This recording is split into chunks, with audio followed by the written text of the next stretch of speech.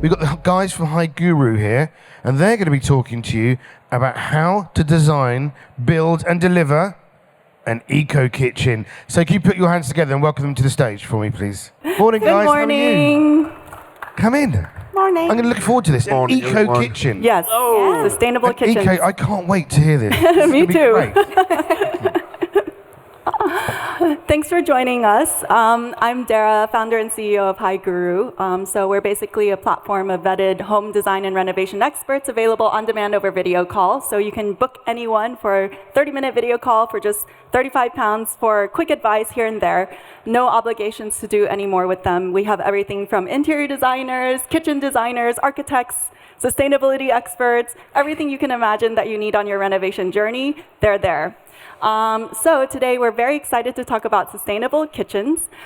Before we dive into the topic, perhaps you can each introduce yourselves. Yeah, hello, I'm Idil. I'm one of the interior designers on High Guru, and I mainly focus on kitchens. However, I have a background in sustainable architecture, hence why I'm going to try to share my knowledge here today. And I'm Brian Murphy. I'm a specification consultant, which means I write recipes for buildings. It's always good to have a good recipe. I'm Rick. I'm an architect. I've been in the design and construction industry for about 18 years now. I'm specialized in residential projects and also sustainable architecture. All right, thank you. So maybe we can start by talking about the anatomy of the kitchen. How would you break it down in terms of the different parts and how it relates to sustainability? I guess I'll start with that. I guess I would break it down by the areas in terms of how you use the kitchen, as in a cooking zone, a cleaning zone, a prep zone. So just like zoning the areas of the kitchen, you can get a good understanding of how it works and how you should be laying all the components of the kitchen together. So that would be a good start, I'd say, yeah. Okay. I'm always intrigued with this idea about left-handed and right-handedness in layout, because at the kitchen sink, when you're doing the washing and you want to put that there, but sometimes it's there and it's in the wrong place. Yeah. Yeah? So occasionally you bump into those situations where I can only make you a left-handed kitchen. Good, I'm left-handed. Okay. In terms of designing and distributing the functions in a kitchen, we need to take into account the practicality of it, understanding how you separate the hot areas, the cold areas, whether you would have a dry pantry for your dry food, depending on your cooking habits. If you have a lot of equipment, you may want to store it, usually putting the heavy things at the bottom, and this kind of practical things that when designing a kitchen, I'm sure Idil can confirm, it depends a lot on how you tend to use the kitchen. So make sure that it works for you and your needs. Okay, so it sounds like all of you focus very much on how you use the kitchen and what's right for you. I don't think there's one right answer on what is the best kitchen design, because it all differs. It's just like architecture as well. There's not one good answer for a question. It's just the answers change depending on where you look from. You just have to figure out what's the best for that specific space and specific people. Right. And then if we think about the sustainability aspect, how would we go about diagnosing the current sustainability of our kitchen? Like I said before, I think the most sustainable option is not to get a new kitchen. If possible, I appreciate that it's not possible. If you just bought a super rundown house, it might not be the case. I appreciate it's not always a solution, but if possible, just go for what you have. You can maybe consider making additions. If you are doing some structural changes and opening a wall, maybe you can think about extending your kitchen by adding some more new units to it. There are solutions to it. But yeah, I would say the most sustainable option is just not to change your kitchen. Maybe paint it, give it a revamp, change it to wall colors. It's just those little tricks will always make it feel like it's a new space. I was talking to a joiner yesterday on the stand, and he was saying that he can't get the hardwood to replace the fronts on kitchens. So there's a potential market for people to be taking fronts from old kitchens and reselling them, refurbishing them and reselling them. The challenge is that there's an awful lot of people who will just rip out the whole kitchen, whereas if you can just replace the fronts, that makes some sense.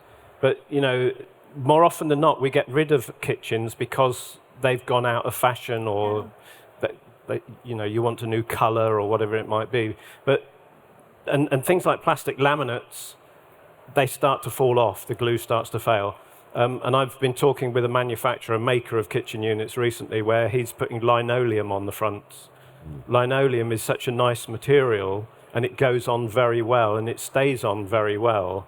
And it's predominantly natural material, so it's a nice, and it's soft. It's a softer finish. It's you can, on the British Library we put linoleum down as the top surface for readers' desks, because if you're writing, it's a slightly softer surface to write on.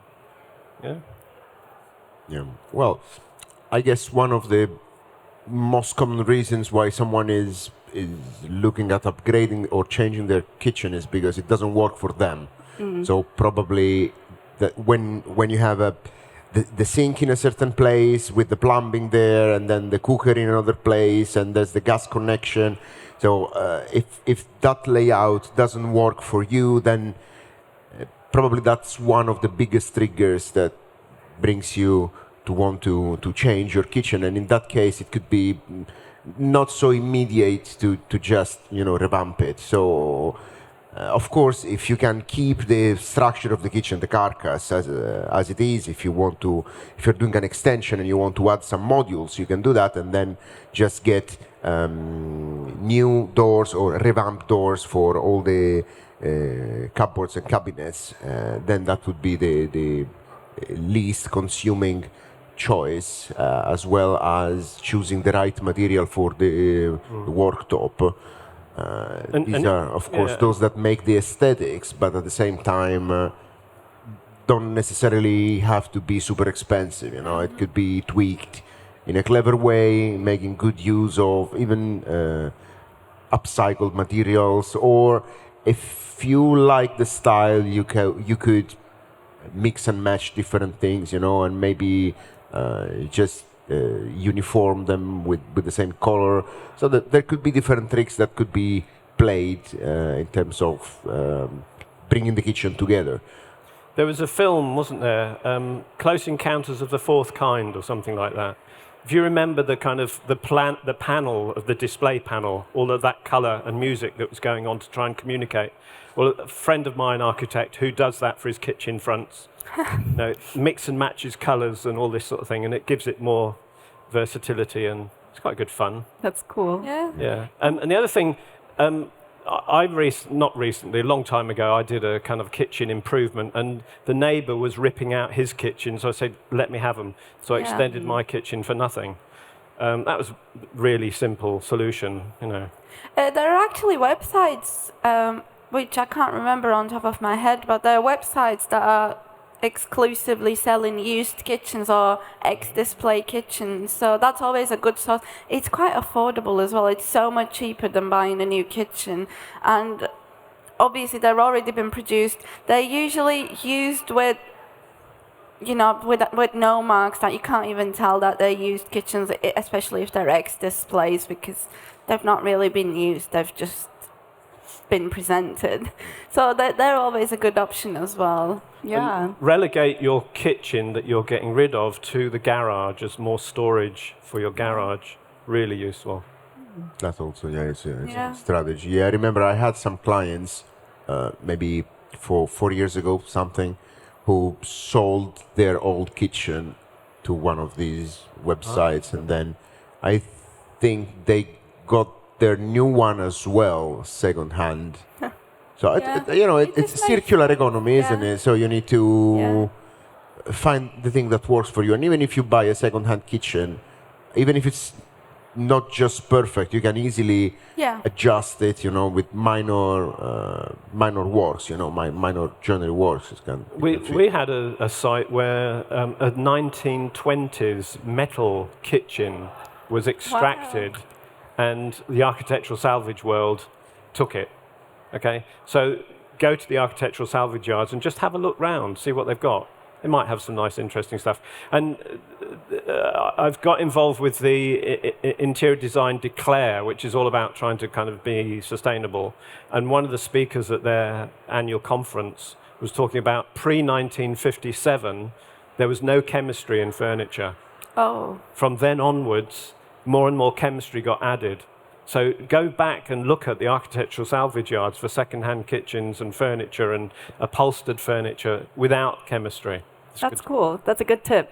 Yeah. And when I think about kitchens, I think a lot about appliances as well. And I imagine there's a lot of energy consumption involved with that. So what are your tips with regards to, I guess, when you upgrade, you also have the chance to improve that, I suppose. So I'd love to hear your perspective. Obviously, it applies again. If you don't have to change it, try to stick to it. However, I appreciate that's not always the best solution in terms of sustainability because, well, it really depends. It's a very complicated subject. Depends on the life cycle, because if you're planning to live in that house for a short number of years, then probably it's in terms of the general consumption and footprint of using that appliance, it could be convenient to keep using that one rather than supporting the production and the installation of a new one, even if it's... I think a few good tips about appliances is fix it if it's broken, if possible, where possible. Don't buy just something that just because it's cheap and you can afford it. Try to stretch your budget and go for a better option that is a reliable brand. And you can ask your kitchen designer, your architect, salespeople, sorry, but not always the best people to ask. So it's always good to talk to someone who has experience with various, brands. Just because then that it's going to last you over a decade. And, if your oven lasts you for 20 years, which can do, brilliant, then that's great. And you can get it fixed. You can, always find solutions to keep using the same product rather than replacing it. If you buy something cheap, you end up, buying it multiple times. It ends up being the same price anyway. So I'm not saying... No, it's more. Yeah, well... it gets more expensive. Yeah, true, yeah. And because you mentioned life cycle, because the kitchen or the appliance itself, it doesn't start or end there, right? There's a whole journey of getting there, and you mentioned even installing it. That all has an impact. If we look at the entire footprint of anything, we have to consider it from, how we call it, from cradle to cradle. So we need to understand how the components are sourced, how they're put together, how they are dispatched, what's the logistic behind it. So the overall footprint, sorry Brian, this is your subject, but all right. I should leave it to you, but it's made of all these bits put together, and not only and exclusively the energy performance. But I'm sure that Brian has something to add to it. Plenty. Yeah, I mean, it starts with where does the timber come from? We've got to be very careful about our procurement and our sourcing of materials, and we've got to be looking for FSC certified. All of the other schemes are kind of not as good as FSC. We get FSC and PFC on stage and they have fights. We know that FSC are going to win because they are a better system. It's about the ingredients in the material. So if you're using something like chipboard or MDF, the chemistry that goes into those are making us unhealthy. So I'm planning fingers crossed, we'll hear on Thursday whether or not we've got some grant funding to do some number crunching on the chemistry in the materials that we're using to make furniture. So it's not just carbon, but it's chemistry as well. So those sorts of issues. And then if it's reclaimed, and there are now certified schemes where you can get legitimately reclaimed materials. It's happening in the architectural salvage world. It's happening in FSC. So you just got to be looking for the right labels. And then it's about buying it locally rather than importing it from further afield. And then a whole range of other things like antibacterial materials. You know, there are people now who are making sanitary ware handles and taps and ironmongery with a silver coating. So it's antibacterial. So you don't even have to clean it yourself. It cleans itself all on its own. And so silver, copper, stainless steel all have those characteristics in varying degrees. The trouble is there are people now who are beginning to make copper taps and the like for kitchens. If you start getting green patina growing on them, that becomes too hostile. It's antibacterial, but it becomes difficult for humans if you have too much of it. You've got to keep it cleaned and, you know, look after it. Unless you're there for the look. Unless you want it for that specific look. No? Yes, well... I mean, I think that it's important to look at a design considering the effect of time on it. Yes. So in a general conversation about design and design principles, things do age. We age, the house can age, the kitchen can age. Do we want to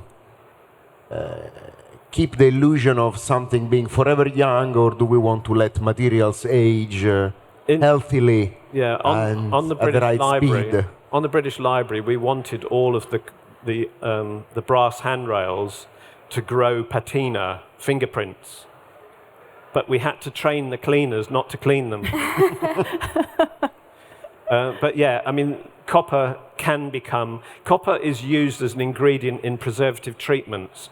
Preservative treatments are designed to kill life. So if you've got copper taps and it grows too much of the green patina, you're heading towards hostile to humans. So speaking of copper and other materials, do you have advice on what are the ones that are best for us, the environment? How do we pick what's right for our kitchens? That's challenging, that one. I don't know that information's available. I imagine there are some experts who know it, but haven't kind of disclosed it. So we just probably need to find those experts and ask a few questions and then write it all down. But stainless steel is a pretty inert material. It's self-healing. So that's a good one. Chrome has got some nasty ingredients in it, but it's relatively safe as it is. And then, you know, the other things like pewter and the kind of fashionable metals that are being used. Some of them, I mean, they're mostly non-corrosive, so that's good. They're mostly inert. I can't think of any particular metals that would react with each other. But it's better than plastic taps. You know, plastic taps are a disaster. Okay. They're not very long-lasting either, plastic taps. No. They usually start leaking way sooner than the other ones, at least. And they creak like hell. And Brian, what about countertops? Materials for countertops? Well, the challenge, I think, there is that, I mean, you've got to have something that's non-absorbent. You don't want it to stain. You don't really want to have to coat it in order to get it to that state. So a natural stone is probably going to stain. Put a wine glass on there, it's probably going to stain. Hardwood is probably going to stain. You're probably going to have to put a coating on it. And then you've got to find a coating that's, you know, does the right job without being too chemistry. And it has to be inert and waterproof. And I'd prefer to see a sheet of glass on top of a piece of hardwood. I think that kind of solves a lot of problems. What do you think of hard surface like porcelain or Korean, this kind of materials? I mean, if it's a natural stone, you've got to make sure it's suitable. But if you're starting to look at some of the conglomerates that are on the market, like plastics and fiber and cellulose and other things, The trouble is with things like, I think Corian is one of the proprietary names of one of those kind of pre-made things. Once it's had its life as a sink and it's starting to look a bit grubby and you think, okay, I don't want that anymore, I want something else. What else is it? Now, there's a guy who was talking, Max, who was talking on the other stage over there. He'd turn it into a bath or something. He'd turn it into a piece of landscape pottery or whatever, which is okay, that's a second use. It's not necessarily upcycling, but the problem, I think, with those is that they begin to look sad after a while, and then people start thinking, I've had enough. After a while, for example, 10 years. Depends how much scrubbing you do on it, doesn't it? Do you use a bit of Brillo? I used to have a Korean kitchen top. It was not Korean, but one of those equivalents. But it's been doing well for quite many years. So I think mostly it's a matter of using the right kind of cleaning method, the right kind of chemicals, not the aggressive ones. Follow this, paying attention to this kind of things. Not solvent-based, which might kind of melt a bit. You just got to look after your space, and it just, keeps giving back. Yeah, do you have actual suggestions on how we can take better care to make sure it lasts longer? It's just very basic cleaning tips, I would say. Just make sure to wipe any stains or spillages, as soon as they happen, so they won't stain. Make sure to clean your surface and look after it. However, I appreciate stains happen, damages happen. Sometimes I don't know, because you're burning yourself while carrying a pot, you just drop it to your countertop and it just, changes color. You can always search for services that can, not replace your worktop, but, take it to its good shape. If it's a natural stone, they might sand it down and, treat it for you. If it's if it's wood, I understand that it's not always a good solution for everybody, but if you can keep it as dry as possible, it's actually a really good material. It just needs a bit more love than the stone, because you need to sand it. Olive oil is a good wood treatment for the kitchens, because you can just, after sanding it, you can keep giving coats of olive oil to, it's safe for us as well in case there's cross-contamination. So, those tips and tricks are always good. Yeah, that's really helpful. So if we take a step back and think about, for those of us who do want to definitely renovate our kitchens, and if we're thinking about the design and we want to keep sustainability in mind, how would you approach it? How would you, what are the things you would consider? What are the priorities in terms of the next steps? I could have done with that question a week ago. Go down to the architectural salvage yards, have a look at some stuff, bring it home, get some lemon and some bicarbonate of soda and start cleaning up the materials, then olive oil it, linseed oil it, a whole variety of different things. Use natural materials rather than chemistry. Try and avoid the chemistry approach. And there's plenty of more biodegradable washing up liquids available in the market now, so that you can kind of look after your hands, your skin, your whole body, and not, chuck more chemistry at yourselves. But that didn't answer your question, I know. It was a good start. Okay. Go to the salvage yard. Yeah, well, yes, trying to use what we have and giving it a second life or a third life, trying to preserve things as much as possible. That is always the most sustainable approach. If it's not something that you already have in your house, it's worth giving a second life to something that you can find somewhere else.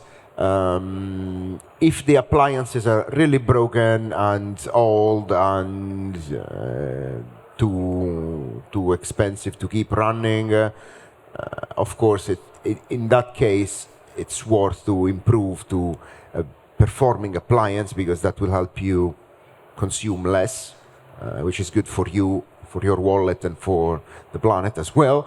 And then good practice, make sure that you don't leave the oven open or the fridge open or the tap running. There are taps that are designed to improve the flow of the water flow, consuming less water. So on the long run, you are consuming less water per person per year, which is one of the targets that we have when we design homes. Same thing is valid for showers. And I don't know if there are heat recovery systems for kitchens. Wouldn't I know work. that there are for showers. Yeah. Showers, you're in there for a long time and there's a continuous flow, so you can extract the heat out of the water and put it back into the flow without polluting the water. But with kitchen sink, it would probably work in a commercial kitchen if you're consuming large amounts of hot water, but not in a domestic kitchen.